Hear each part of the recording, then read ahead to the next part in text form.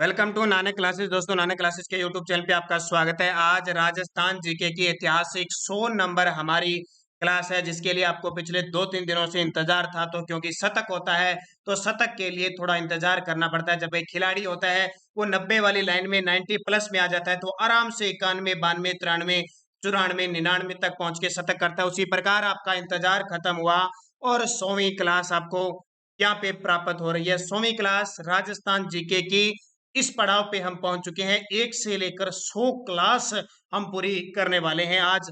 तो प्रतिदिन 50 क्वेश्चनों की एक क्लास आपको रोज 9 बजे मिलती है। हमारे सवाल आपके जवाब की परीक्षाओं में सबसे ज्यादा यहाँ से रिपीट होने वाले क्वेश्चन आपको प्राप्त होंगे। तो स्टार्ट करते हैं। जल्दी से इस क्लास को शेयर कर दो। अगर आप चैनल पे नए हैं तो इसको सब्सक्राइब कर लो और इसके पास लगे बेल आइकन के घंटे को दबा लो। तो स्टार्ट करते हैं आज के इंपॉर्टेंट वो 50 क्वेश्चन 100वीं ऐतिहासिक क्लास। और आपसे भी मैं आशा करूंगा इस क्लास को आप ज्यादा से ज्यादा शेयर करें। पहला क्वेश्चन देखिए, गिलुंड सभ्यता के अवशेष किस युग के हैं? जो गिलुंड सभ्यता है राजसमंद के अंदर है। ये सभ्यता कहाँ पे है? राजसमंद में है। और किस नदी के किनारे है? बनास नदी के किनारे है। कौन सी? बनास नदी के किनारे। अब आपसे क्वेश्चन ये पूछ रहा है कि सभ्यता के अवशेष किसके हैं? लोहा युग है, प्रस्तर युग है, मृद भांड युग है या तांबा प्रस्तर युग है? तो ध्यान रखना, यहाँ जो अवशेष मिले हैं वो तांबे के। तांबा प्रस्तर युग का मतलब तांबा प्लस लोहा। प्रस्तर क्या होता है? लोहा। इस युग से संबंधित रखती है कौन सी सभ्यता? गिलुंड सभ्यता। दूसरा क्वेश्चन देखिए, कालीबंगा का उत्खनन कार्य किसके नेतृत्व में निष्पादित हुआ? कालीबंगा का उत्खनन कार्य पूछ रहे हैं। एक तो होती है खोज, जैसे कालीबंगा सभ्यता की जो खोज की थी 1952 में अमलानंद घोष ने की थी। ठीक है, अमलानंद घोष ने की थी। लेकिन इसका उत्खनन किया था वो बीबी लाल और बीके थापर ने किया था। तो उत्तर हो जाएगा बीबी लाल। दो जनों ने किया था, बीबी लाल, बी बीके थापर और एमडी खरेन के साथ थे। 3 व्यक्ति थे जिन्होंने इसका उत्खनन कार्य किया था। कालीबंगा बहुत खास है, हनुमानगढ़ जिले में है, घग्गर नदी के किनारे है। हनुमानगढ़ जिले में घग्गर नदी के किनारे कौन सी है? कालीबंगा सभ्यता। बाकी मैं आपको बहुत सारी रोज डिटेल बता चुका हूं, जो मुख्य चीजें हैं वही यहाँ पे डिस्कस करूंगा मैं। जूते हुए खेत के साक्ष्य किस सभ्यता से संबंधित है? बहुत ही आसान, जूते हुए खेत के साक्ष्य है, दोहरे जूते हुए खेत के साक्ष्य है, कपास के साक्ष्य है, भूकंप के साक्ष्य है। इसके अलावा कह सकते हैं 7 अग्नि वेदिकाएं, स्वास्तिक है। ये सारे साक्ष्य कहाँ से मिले हैं? लकड़ी की नालियां कह सकते हैं, ये सारी कालीबंगा से मिली। और कालीबंगा फिर बता दिया हनुमानगढ़ जिले घग्गर नदी के किनारे स्थित है, जिसका अर्थ है कालीबंगा, काले रंग की चूड़ियां। प्राचीन ताम्रवती नगरी को वर्तमान में क्या कहा जाता है? देखो, दो कंफ्यूजिंग होती है हमेशा। एक तो है ताम्र नगरी, कौन सी? एक तो ताम्र नगरी, एक है ताम्र सभ्यता की जननी। एक बार क्वेश्चन सीधा एग्जाम में आ जाता है, हम गलत कर बैठते हैं। ताम्र नगरी तो कहते हैं आहड़ को, इसको कहते हैं आहड़, जो उदयपुर में बेड़च नदी के किनारे।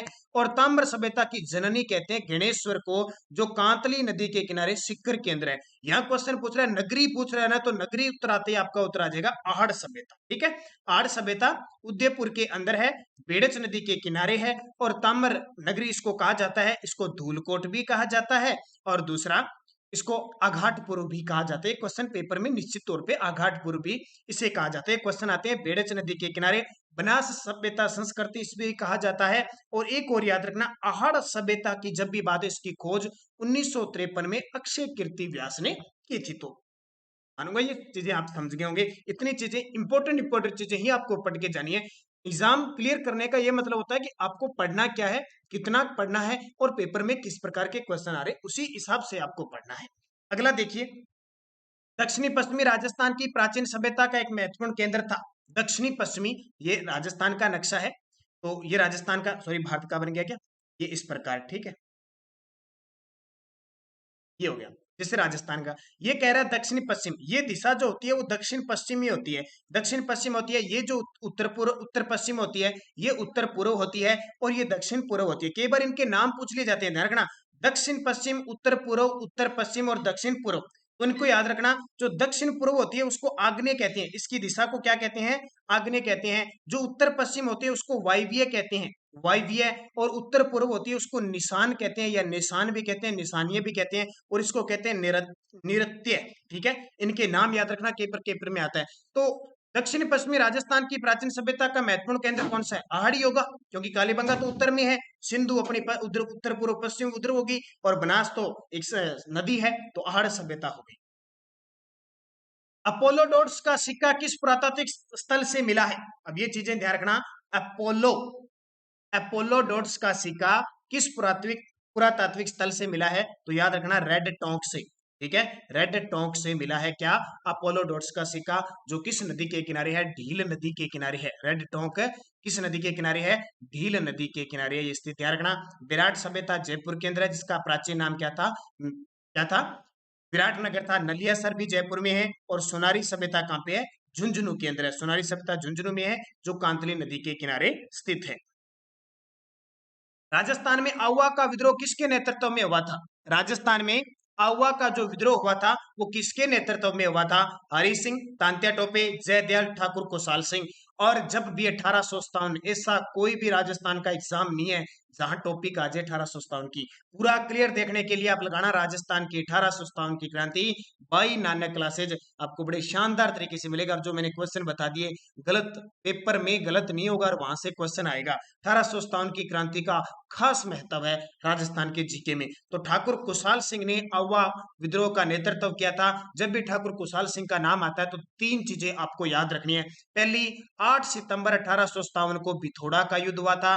दूसरा, 18 सितंबर 1857 को गारे काले गोरों का या चेलावास का युद्ध हुआ था। तीसरा याद रखना, इनकी जांच के लिए टेलर आयोग बैठी थी। क्या? इनकी जांच के लिए टेलर आयोग बैठी थी। तीन चीजें पेपर में डेफिनेटली पूछी जाती है। निम्न में से कौन सा भूतपूर्व कोटा राज्य की स्वतंत्रता सेनानी थी? इनमें से कौन जो कोटा राज्य की स्वतंत्रता सेनानी थी? कोटा राज्य की स्वतंत्रता, तो कमला स्वाधीन। कौन थी? कमला स्वाधीन कोटा राज्य से स्वतंत्रता सेनानी थी।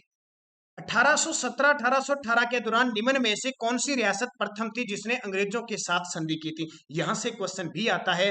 1818 की अंग्रेजों की जो संधियां थी, इन चार्ल्स मैडकॉफ थे जो संधियां की गई थी, उसमें से क्वेश्चन आता है कि किस रियासत ने संधि पहले की, बाद में की, कब की, इनकी तारीख पूछी जाती है। तो याद रखना, सबसे पहले जो संधि की थी वो करौली ने की थी। और कब की थी? 1817 में की थी, हरबख्श पाल सिंह थे। और जो अंतिम हमारी राजस्थान की पहली रियासत जिसने 1818 की संधियां की थी, करौली ने की थी 1817 में। ठीक है, इनको कहते हैं 1818 की संधि है, लेकिन ये 1817-18 की है। और अंतिम में की थी 1823 में सिरोही ने, उस समय शासक थे शिव सिंह, सिरोही ने की थी। ये दो क्वेश्चन आपको पेपर में निश्चित तौर पे मिलेंगे, ध्यान रखना, बढ़िया तरीके से याद रखना। कोटा में 1857 के विद्रोह का नेतृत्व करता कौन थे? कोटा के अंदर 1857 की क्रांति का विद्रोह करने वाले कौन थे?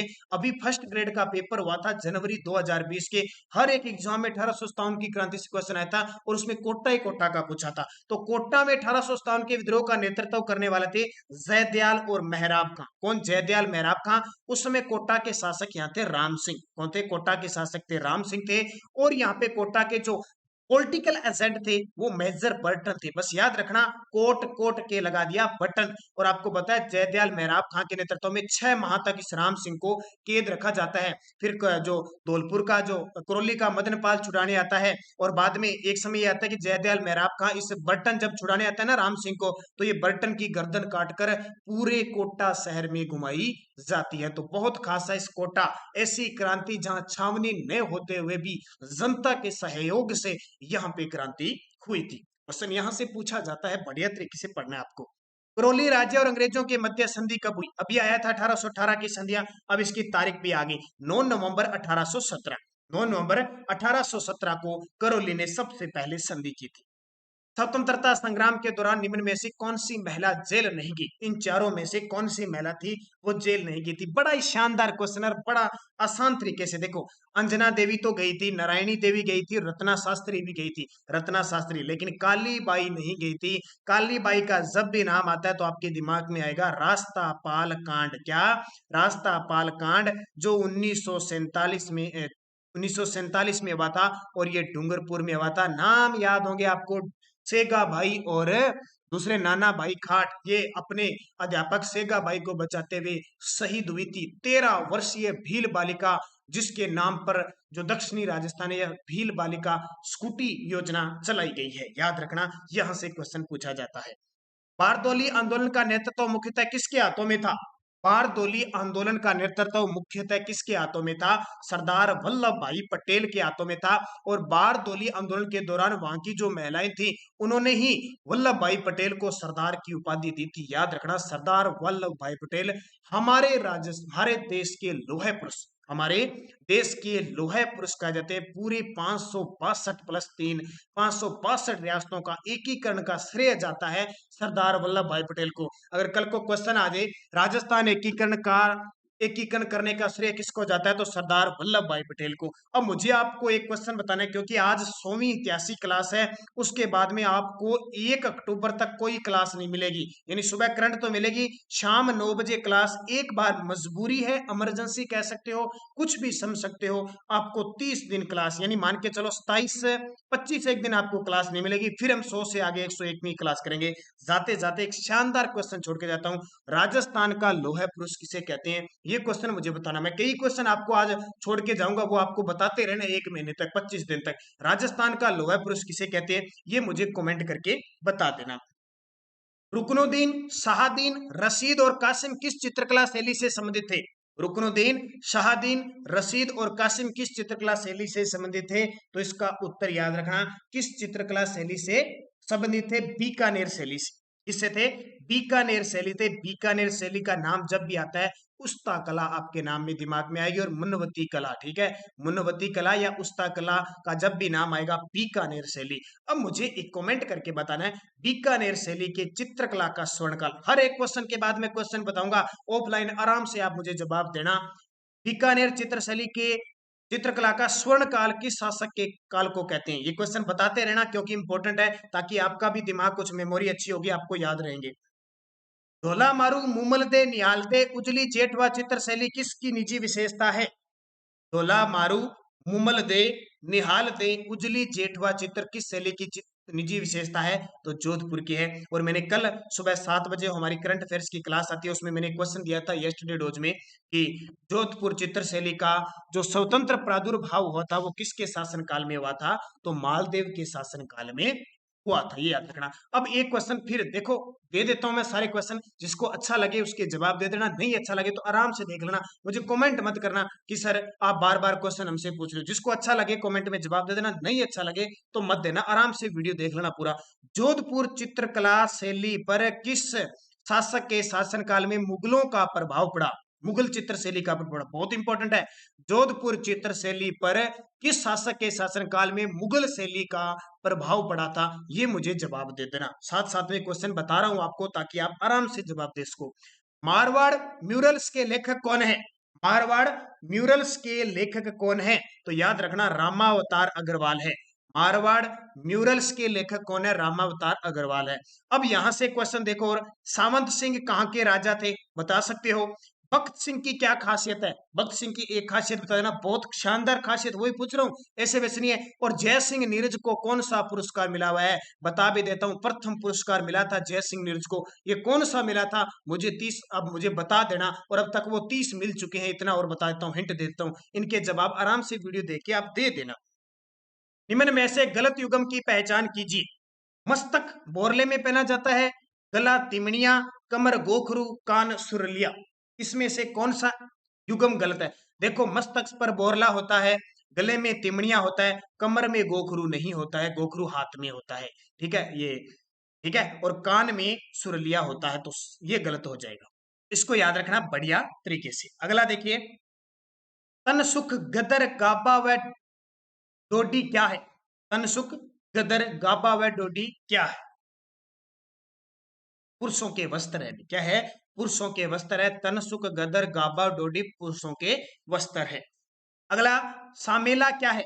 सामेला बच्चे के नामकरण संस्कार, विवाह के बाद दिया जाने वाला दहेज, वधु पक्ष द्वारा वक्ष पक्ष का स्वागत, बारात को दिया जाने वाला चौथ भोजन। तो सामेला क्या होता है? वधु पक्ष द्वारा वर पक्ष का स्वागत किया जाता है। जब बारात लेके आते हैं वर पक्ष के द्वारा, तो सामने आकर उनका स्वागत किया जाता है, वो होता है सामेला। क्या होता है? सामेला। अगला, संविधान में राज्य के मुख्यमंत्री के कर्तव्य किस अनुच्छेद में निर्धारित है? संविधान में राज्य के मुख्यमंत्री के जो कर्तव्य होते हैं वो किस अनुच्छेद में निर्धारित है? तो अनुच्छेद 167 के अंदर।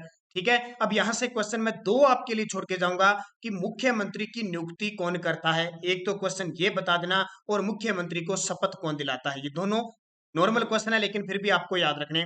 मुख्यमंत्री की नियुक्ति कौन करता है और मुख्यमंत्री को शपथ कौन दिलाता है, अनुच्छेद 167 में। और जिस विद्यार्थी को मुख्यमंत्री पॉलिटिकल राजस्थान का कोई भी टॉपिक देखना है ना, आप टॉपिक का नाम लगाइए और बाई नानक क्लासेस लगा दिए, मुख्यमंत्री, विधानसभा, सब आपको टॉपिक मिल जाएंगे, सब हमारे कवर किए हुए हैं। ध्यान रखें, क्योंकि नए विद्यार्थी होते हैं उनको बताना पड़ता है।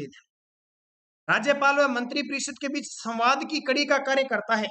राज्यपाल और मंत्री परिषद के बीच संवाद की कड़ी का कार्य कौन करता है? हमेशा मुख्यमंत्री ही करता है। यानी राज्यपाल और मंत्री परिषद होती है, और मंत्री परिषद का मुख्यमंत्री होता है, उसका नेतृत्व कौन करता है? मुख्यमंत्री करता है। तो राज्यपाल, दोनों। ठीक है, मंत्री परिषद और राज्यपाल, तो ये इंपॉर्टेंट है। मंत्री परिषद, ये जो मंत्री परिषद है वो 3 प्रकार की होती है। मंत्रिमंडल जिसको कहते हैं, एक कहते हैं राज्य मंत्री और एक उप मंत्री, और इस मंत्रिमंडल को ही कैबिनेट मंत्री कहते हैं। ध्यान रखना, जब भी आप मंत्री का डिपार्टमेंट देखो ना, तो अलग अलग मंत्री होंगे। कैबिनेट मंत्री अलग है, राज्य मंत्री अलग है, स्वतंत्र प्रभार राज्य मंत्री अलग। तो इसे जो कैबिनेट होते हैं ना, जो स्वतंत्र होते हैं अपने विभाग में निर्णय लेने का, उसको सरकार का हृदय कहते हैं, ये याद रखना। समाज सुधार के उद्देश्य से देश हितैषणी सभा की स्थापना हुई थी। समाज सुधारने के लिए, यानी समाज को सुधारने के उद्देश्य से देश हितैषणी सभा की स्थापना हुई थी। ये कहां हुई थी? उदयपुर के अंदर हुई थी। निम्न में से गलत युग्म की पहचान कीजिए। सिरोही प्रजा मंडल के संस्थापक गोकुल भाई भट्ट थे, बिल्कुल सही है। बूंदी प्रजा मंडल के पंडित नैनूराम शर्मा थे, ये भी सही है। डूंगरपुर प्रजा मंडल के भोगीलाल पंड्या थे, ये भी सही है। धौलपुर के कपूरचंद पाटनी थे, ये गलत है। ये गलत है, क्योंकि धौलपुर के कपूरचंद पाटनी नहीं थे। कौन थे? कृष्ण दत्त पालीवाल। कौन थे? कृष्ण दत्त पालीवाल थे। तो याद रखना, कपूरचंद पाटनी जयपुर प्रजा मंडल के संस्थापक थे 1931 में। दोबारा जब जयपुर प्रजा मंडल की 1938 में स्थापना होती है, तो जमुनालाल बजाज होते हैं। याद रखना। अब एक क्वेश्चन जरूर दूंगा आपको, सिरोही प्रजा मंडल की स्थापना हुई कहां थी? इंपॉर्टेंट क्वेश्चन है ना, वही आपको मैं क्वेश्चन देने के लिए दे रहा हूं। आराम से दोबारा देखना। आज तो आप अब देख ले लाइव, थोड़ा स्पीड से आ रहा है, कल आराम से, फिर आराम से देखना, क्योंकि कल आपको 9 बजे क्लास नहीं मिलेगी, तो इस क्लास को देखना। परसों 31 अगस्त, जिस दिन 31 अगस्त होगी, उस दिन आपको अगस्त महीने के टॉप 100 क्वेश्चन का वीडियो इसी टाइम 9 बजे मिलेगा, ये ध्यान रखना। तो सिरोही प्रजामंडल की स्थापना किस जगह हुई थी, ये बताना है आपको। तो इसका उत्तर क्या हो जाएगा? धौलपुर। धौलपुर की कृष्णदत्त पालीवाल ने की थी। अध्यापक शिवराम भील का संबंध किस कांड से है? देखिए कितना इंपॉर्टेंट है। अध्यापक शिवराम भील का संबंध किस कांड से है? तो यह पुन्नावाड़ा कांड से। किससे? पुन्नावाड़ा कांड से। जब आपसे पूछे सेगा भाई और नाना भाई का संबंध, तो रास्तापाल कांड से। ठीक है, तो सीमो कांड धौलपुर का, कांगड़ा कांड बीकानेर क्षेत्र का। पृथ्वीराज चौहान तृतीय का समकालीन चंदेल शासक कौन था? पृथ्वीराज चौहान जो था, उसके समकालीन, पृथ्वीराज चौहान तृतीय को जानते हो ना, जो 1177 से लेकर 1192 तक शासक बनता है। वैसे तो ये इसका जन्म होता है 1166 में, 77 में गद्दी पर बैठ जाता है और 1192 तक राज करता है। ट्राइन का प्रथम युद्ध, द्वितीय युद्ध। इसके समकालीन जो चंदेल वंश का शासक था ना, वो परमर्दी देव था। ठीक है, परमर्दी देव चंदेल वंश का शासक। इसी के समकालीन था गहड़वाल वंश का जयचंद गहड़वाल। इसी के समकालीन मोहम्मद गोरी थे। तो इनको याद रखना। कछवा राजवंश की प्रथम राजधानी कहां थी? ये क्वेश्चन बहुत इंपॉर्टेंट है अभी। कछवा राजवंश की प्रथम राजधानी कौन सी थी? तो दौसा थी। देखो, पहली दौसा थी, दूसरी जमुआ रामगढ़ थी, जिसका पुराना नाम मांची था, तीसरी अमेर थी, और चौथी लास्ट में 18 नवंबर 1727 को कौन सी बनी? जयपुर बनी थी। और आज तक राजधानी यही है, ध्यान रखना। तो दौसा पहली थी। कोपेन के जलवायु वर्गीकरण के अनुसार झुंझुनू जिले की जलवायु किस कोटि में रखी जाती है? अब ये तो आपको पता ही है, बताने की जरूरत नहीं है, क्योंकि मैंने 2 वीडियो में आपको जलवायु अच्छे तरीके से करवा दिया। जो ये 100 क्लासें अब तक लगातार देख रहा है, उसके लिए नया क्वेश्चन, ये जो नए विद्यार्थी जुड़े हैं, वो अब 1 महीने में क्लास नहीं दूंगा, क्योंकि इमरजेंसी वजह, तो पिछली क्लासेस सारी अटेंड कर लेना भी बढ़िया तरीके से। झुंझुनू जिले की जो जलवायु आती है, वो BSHW में आती है। जो कोपेन है, उसने 4 भागों में बांटा है जलवायु को। जो इधर मरुस्थल वाला है, उसको कहते हैं BWHW, इतना क्षेत्र। फिर ये जो बीच वाला क्षेत्र है ना, बीच में लूणी का मैदान है, नागौरी उच्च भूमि है, शेखावटी है, इसको कहा है BSHW। और जो गंगा का मैदान और ये है ना, जो ये गंगा का मैदान है कुछ अरावली, इसको इसने कहा है CWG। और ये इस क्षेत्र वाला कहा है, इसको कहा है AW। ये भाग याद रखना। तो झुंझुनू देखो किस में आ रहा है, शेखावटी क्षेत्र इसमें आ रहा है ना, तो BSHW। हार्नवेट के वर्गीकरण के अनुसार निम्न में से कौन सी उष्णकटिबंधीय मरुस्थलीय जलवायु को दर्शाता है? उष्णकटिबंधीय मरुस्थलीय जलवायु को दर्शाता है, तो EAD। कौन सा? EAD। जो ये क्षेत्र है वो EAD को, शुष्क मरुस्थलीय क्षेत्र को दिखाता है। राजस्थान की निम्न में से कौन सी उपबोली सुमेलित नहीं है? सॉरी, सुमेलित है। राजस्थान की निम्नलिखित में से कौन सी उसकी उपबोली से सुमेलित? देखो, मारवाड़ी की राठी है क्या, ये सुमेलित है? तो नहीं है राठी तो। ढूंढाड़ी की नागरचौल है, ये सही है, ढूंढाड़ी की नागरचौल है। मेवाती खिराड़ी है, नहीं है। मालवी राजावटी कहाँ पे है? ये तो खुद उपबोलियां है, ये तो इनका तो सेट नहीं बैठ रहा। तो ढूंढाड़ी की नागरचौल ये एक सेट बैठ रहा है। मेवाती बोली राजस्थान के क्षेत्र में बोली जाती है। मेवात क्षेत्र में नाम आएगा राजगोला जी, जो कमेंट कर रहे हैं मेवाती। अब पता नहीं है ये कौन सी ब्रज बोलते हैं, मेवाती बोलते हैं कि कौन सी बोलते हैं, लेकिन इनके क्षेत्र की आ गई भाई। जो सीनियर सिटीजन में कमेंट डाल रहे हैं, राजगोला जी बता दीजिए आपकी बोली कौन सी है भाई। हमें तो पता नहीं है, क्योंकि क्षेत्र विशेष के अलवर भरतपुर की मेवाती, मेवात क्षेत्र कहते हैं ना, अलवर। अब राजगोला जी पता नहीं कौन सी बोल रहे हैं, पर मेवात क्षेत्र की अलवर भरतपुर की है। हड़ौती बोली राजस्थान के किस भाग में बोली जाती है? हड़ौती बोली राजस्थान के किस भाग में बोली जाती है? हड़ौती का नाम आते ही आपके दिमाग में आएगा दक्षिण पूर्व भाग में, जहां काली मिट्टी पाई जाती है। बता देना भाई, काली मिट्टी का वैज्ञानिक नाम।